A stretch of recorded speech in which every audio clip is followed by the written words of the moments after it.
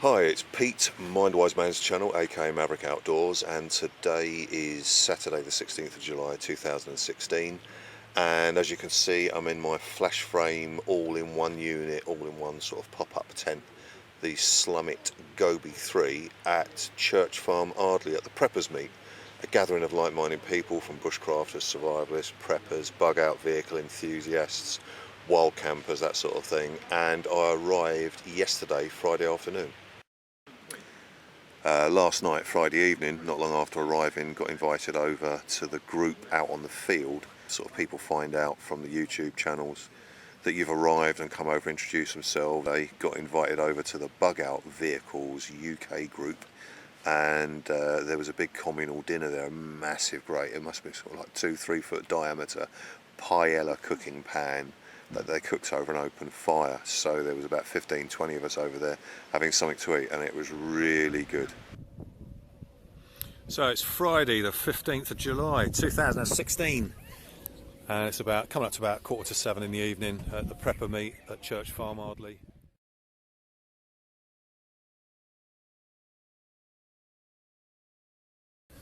I'm pitched over in the woods over there, but there's plenty of space, loads of people, families, got about 150 people turning up, different bug out vehicles, all prepping theme, bushcraft, survivalists, that sort of thing.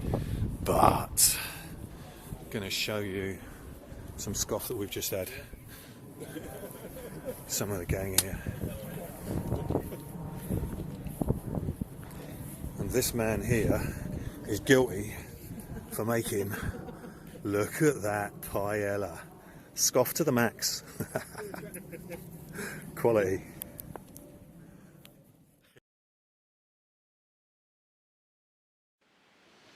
And talking of food, that's my kitchen larder area over there, where I'm going to knock up some food in a moment on the 2-burner stove.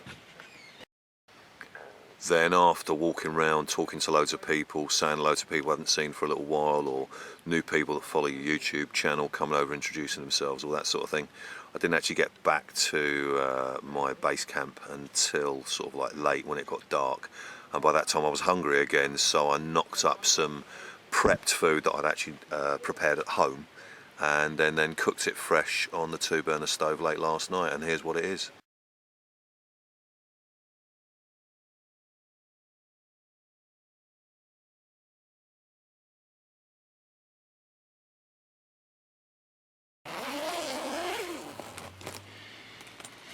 And cooked it on my old faithful 2-burner stove, mixture of vegetables, spiced vegetables with ginger, garlic and some maple syrup marinated pork belly strips, and I cooked that out in a late night feast last night.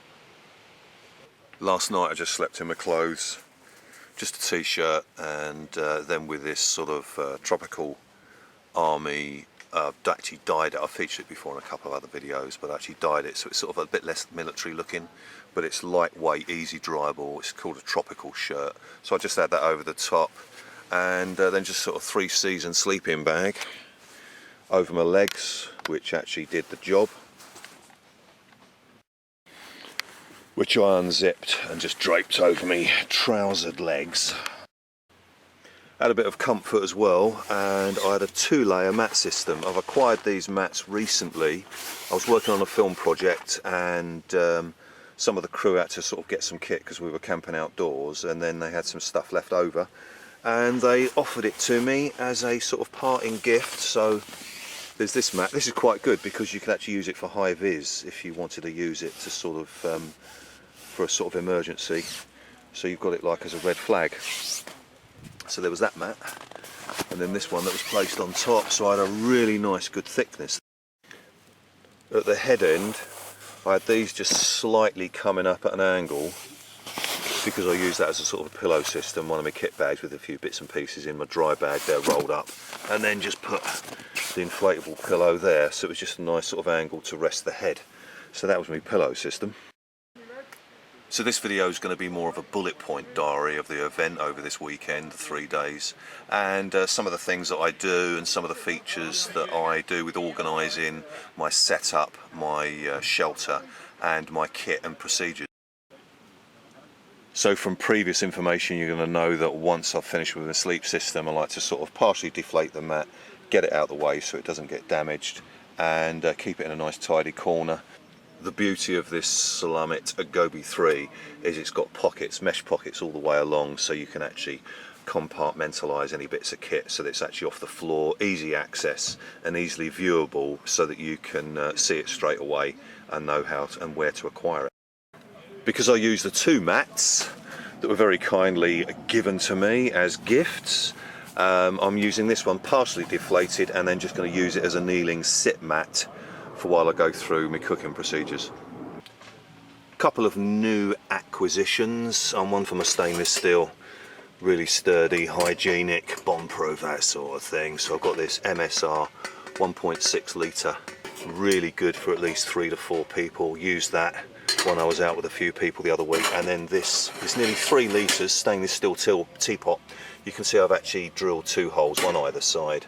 And then this was a barbecue skewer and a bail arm, so you can hang it on a tripod over a fire, just like you would a billy can if you need to. But in this instance, obviously I don't need the bail handle, so that can go over there with my other bits of kit. And if you follow my channel, you will have seen this before, my old faithful 10 litre water jerry can, which obviously that screws to seal it for transit, but then it's got a little grommet screw cap there which undoes, and then you take the little tap out and actually fit it where my finger is there, and then just sort of pour the whole unit.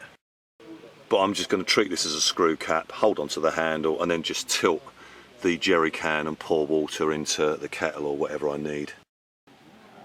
So one of my favourite pastimes in the great outdoors, knocking up some food. What I'm going to do is some of this smoked sausage and a bit of scrambled egg, butter a bread wrap, and get that down my throat. Some calories to set off the day.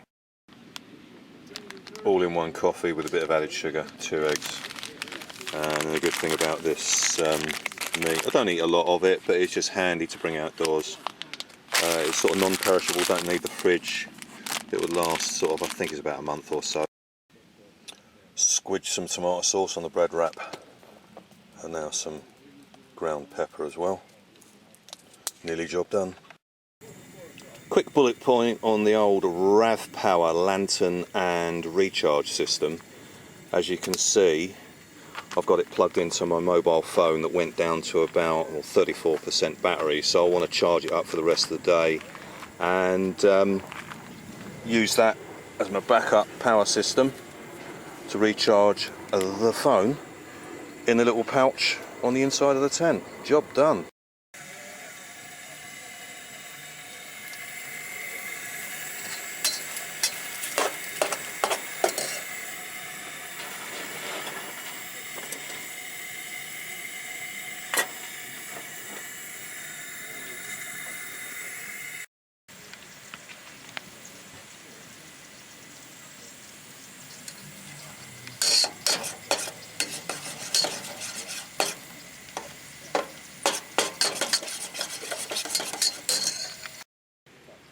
I decanted, emptied the tinned evaporated milk, sort of condensed half-fat milk, which is long life, put it in a plastic container ready to put it in the brew, and now I'm going to load that up on there. Yummy.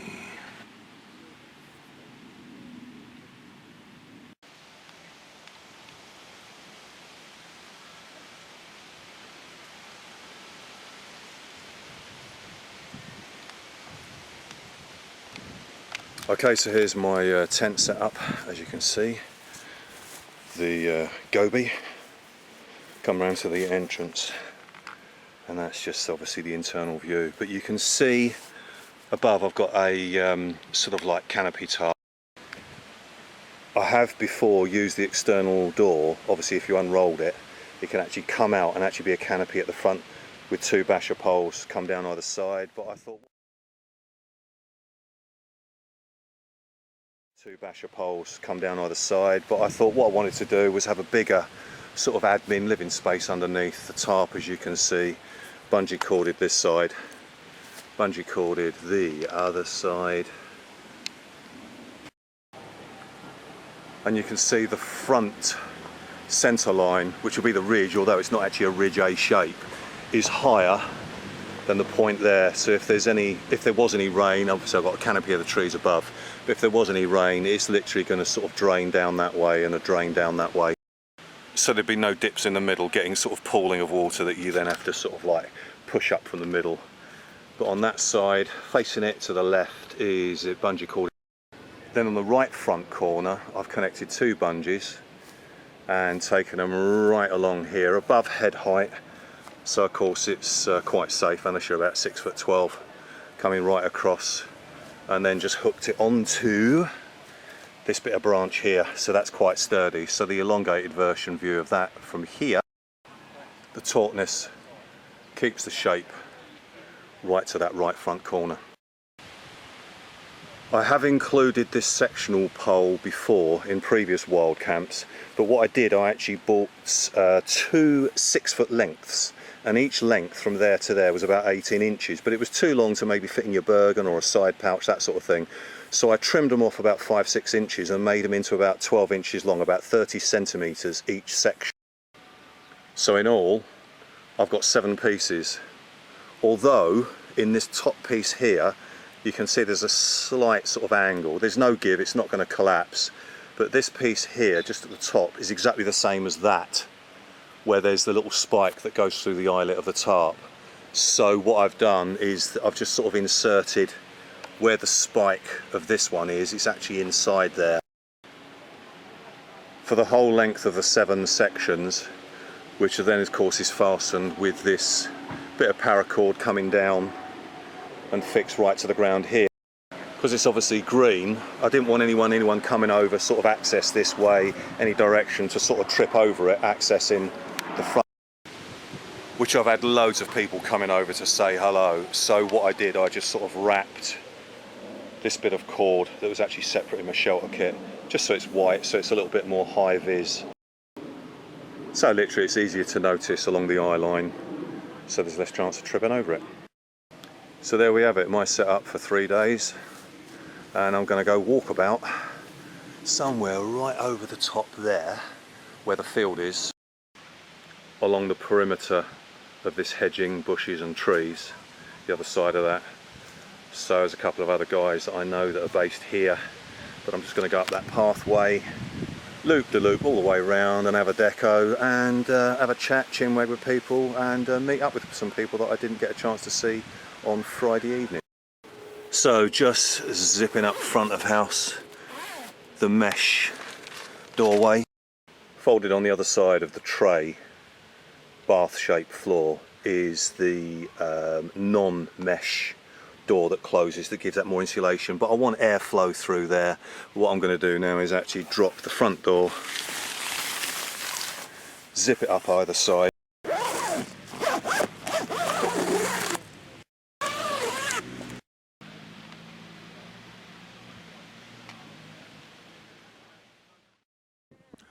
okay, so I'm standing at the end of the pathway driveway that leads into where some of the cabins have been constructed in these small woods along this side. There's about, I think, about half a dozen cabins there, and I'm just in there where my setup is.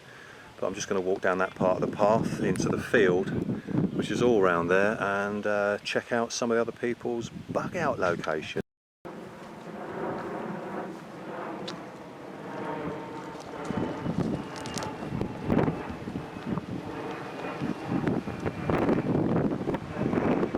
So everyone's got access to this massive great field. See, a few of them are located here, a few right over in the far end.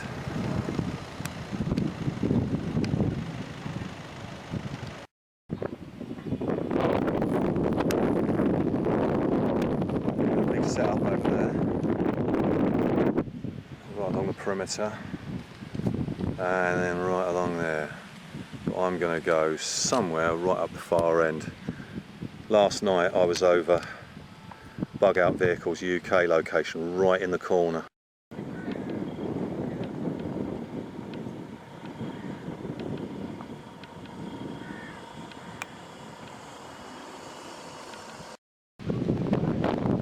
So this afternoon has really turned out nice and cool breeze, considering the sun. Warm. So a bit of a closer view of some of the setups. 360. I'm going to make my way back now to my setup, and I'm going to inflate my canoe because some people wanted to check it out and have a look. So see you back there.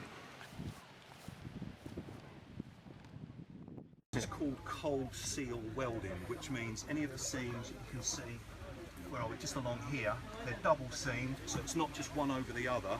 Imagine where this material joins, so you're making the chamber, you get the material, you roll it up, it's one end's butted over the other and sealed, then there's another seal under that, then there's another seal over that, so it's called triple seal. So a lot of canoes are just one seal and that's it, this is triple seal. And because it's also called cold seal bonding, because they use solvents, it doesn't change the actual temperature of the surface of the material. So as you know, it's an extreme version. I was actually saying this to some of the guys out in the field earlier, so my apologies. Okay, so it's Sunday, late morning. The weather's really been fantastic all over the weekend. That's the field, and let's just walk back into the woodland area where I pitched up my Flashframe Gobi 3 with a tarp over the top. Some of the lads were actually camped up here and here. They've all packed up and struck down. So a few people. It's come up to about midday now. There's one of the cabins that Funky Prepper was in. A couple of people come over to say their farewells. And sort of a virtual final look at my setup over the weekend. So it was just a brief video, just a few bullet points, just signifying this preppers meet of 2016. Outdoors enthusiasts, you know, don't have to be preppers. Had even new people turn up this this weekend. People that already met me before, follow me on the YouTube channel Mindwiseman, aka Maverick Outdoors. Hi, it's Pete. Brought over people saying that this is the first time they've actually done something where they've actually met up with like-minded people, bushcrafters, wild campers especially. And I've been introduced to a number of people that have been following my channel and saying it sort of inspired them to get outdoors, and it was really humbling to meet up with these people. And a lot of them sort of saying they're having lifestyle changes as far as their leisurely pursuits, actually going outdoors, practicing some bushcraft skills, firelighting skills. We're allowed to do that on certain campsites, going out trekking in the woods, all that sort of thing. So it's really been yet another same event, preppers meet, Ardley Farm, or should I say Church Farm in Ardley, but just new people getting into the scene, just basically enjoying nature, getting outdoors. I mean, it's therapeutic and it's food for the soul. So those of you that aren't doing it or attempted to do it, either turn up at a meet, get to know people, connect with blogs or groups, get a little bit of information, and just try it sort of a day at a time first of all, rather than having to feel you've got to do a really big mission and do an overnighter. Just sort of like go out trekking, get used to being outdoors, especially if, you know, you're new to the scene or you're a bit sort of concerned about, you know, you like creature comforts, homely comforts, but actually sort of getting the confidence to go outdoors. And once you start doing it, you never look back and wish you'd done it a long time beforehand. But as I'd said about bullet points of some of the new kit that I've acquired, you know, the kettle and the MSR 1.6 litre cook pan, but obviously the Coleman stove, those of you that follow my videos and my travels and adventures have seen this a number of times, but I got this in 1999, the Coleman 2-burner stove in 1999, when I went on a sort of a trek and a little bit of coastal rock climbing in St Ives, and to witness the total eclipse of the sun in 1999, which was 2 degrees out of its totality, and it went dark for about nearly 2 minutes. So that was a real experience. So that's quite significant. That's sort of got sentimental value for me, that cooker, because I went there and it was quite a really sort of big experience that particular weekend. So I've had that for 17 years, but just got this recently, little stick table, 2-sectional little stick leg, and you can see it just simply slides into the socket underneath the table. So 2 sections, and it's got a sort of a bladed spike which then just digs in the floor, and it's really stable, good for one person. I've even had a couple of things for 2 people actually, but it's just a really handy little thing. And the actual legs, when they actually separate, fit across underneath in the 2 grooves, so they're actually self-stored within the underneath of the little mini table itself. So all good stuff. And for many years I've used a 3-leg tripod seat that sort of folds up and into a sort of about 18 inches high. But I just bought one of these recently from a very well-known outdoors trekking camping shop, and basically that loosens, and it literally folds flat. Really sturdy, lightweight aluminium alloy, but it's a little bit more comfortable than a tripod seat. And the little concertina sit kneeling fold mat, so just give it a bit of extra padding, and then just sitting down, and it's really comfortable.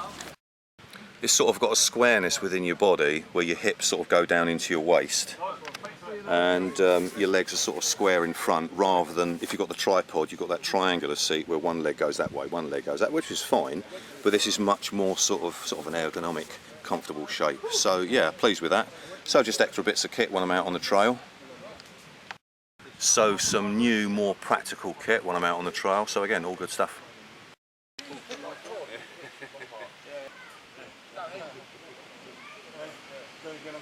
That was Funky's cabin. A few people come and say their farewells before they go. This nice little bit of sort of secluded area where I've been for the weekend. So what I'm going to do now is I'm actually going to strike down my setup. I'll dismantle the tent first. That will all just disconnect the top hub, pull it up, it then just disconnects all the poles at the edge and just collapses, and I'll just fold it all in and roll it up, and it's all just one unit. So that's all good, really job done. Then what I'll do is I'll eventually take down the tarp. Thanks for watching this sort of like bullet point diary of the preppers meet at Church Farm Ardley, and for those that could make it, great. Those can make it again in the future, then it will be good to see if you can make it. So thanks for watching this video, really appreciate your interest, and catch you in another video soon. Cheers, take care.